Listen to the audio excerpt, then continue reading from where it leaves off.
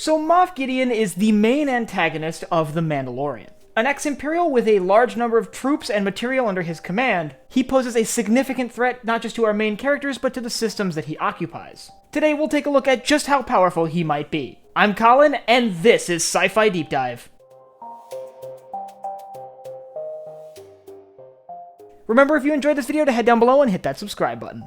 So before I continue, I would like to throw out there that there will be some spoilers for last week's episode of The Mandalorian, which was Season 2, Episode 3. So if you haven't seen that episode, maybe consider clicking off now. So what do we know about Moff Gideon? He's an ex-Imperial Security Bureau officer, which, by the way, is the intelligence-gathering arm of the Imperial military, and we know that he probably served in the Imperial military during the reign of Emperor Palpatine. We know that during the time of The Mandalorian, he claims the rank of Moff, although it is unclear whether he's given that title by someone higher up in rank or whether he just claimed it for himself after the Emperor's death. And lastly, we know that he's operating in the Outer Rim and seems to have a large number of Imperial forces under his command. For example, we see that at the end of Season 1, he seems to have at least a battalion of stormtroopers under his command, as well as a fairly large amount of heavy equipment, things like E-Web blasters and TIE fighters. But beyond that, we didn't know much about his history or his power until this episode. And since I've talked recently about the state of the galaxy and particularly what kind of control I think he has, I figured let's update that and bring in some of the new information that we have to try to sort of paint a clearer picture of what the Outer Rim looks like.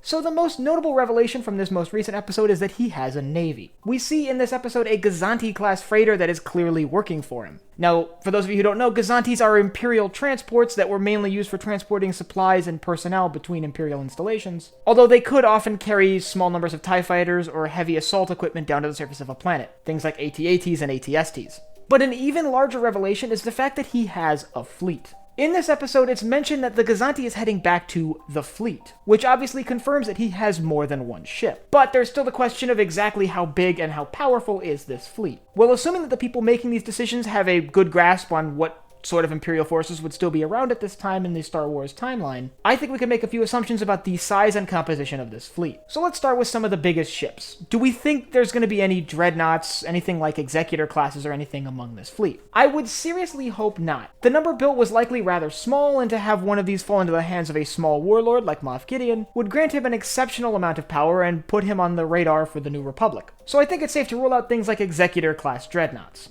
But I do think we have to take into account things like Imperial-class Star Destroyers. It is entirely possible that Moff Gideon has one or maybe even several Imperial-class Star Destroyers under his command. I think it would be well within reason to expect an Imperial warlord, especially one who may or may not have been a former Moff, to have the remnants of his sector fleet still loyal to him.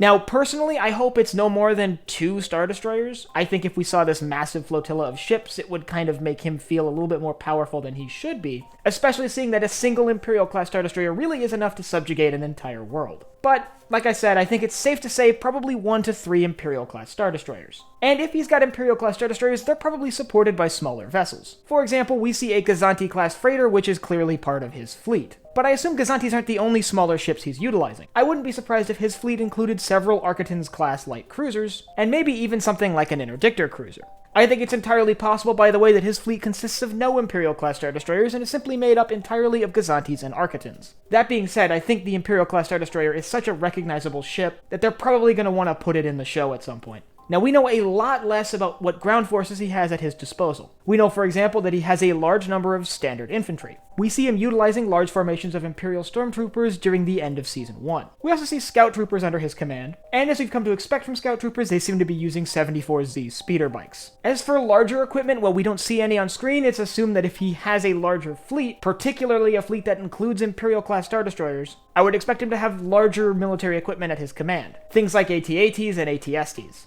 Although their numbers may be diminished after years of being a holdout or a warlord. Which brings us to the next question, what actually is he? Now, I've been speculating that he is an Imperial warlord, basically an Imperial commander who's taken his own troops and is trying to carve out his own little empire from what's left of the galaxy. But I think there's another possibility that we should throw out there. He might be an Imperial holdout. Now, what makes me think this is the Long Live the Empire line from the last episode, which seems to show some loyalty to the Empire as a whole. Now, he could be implying that he is the Emperor of this new Empire. However, I think the nature of the line implies some loyalty to a larger faction. Perhaps him and his fellow officers are still loyal to the Empire as a whole, although they fail to or completely refuse to acknowledge that it's completely collapsed. That would mean that many of the Imperial soldiers that we see fighting in the show are not just loyal to Gideon, but are actually loyal to Emperor Palpatine and the ideals of the old Empire, even though that old Empire is gone. We see this in our own history here on Earth. There were times in history where nations have fallen mostly to military conquest, and yet sects of their soldiers or servicemen refused to acknowledge that their government were gone, and simply continued fighting.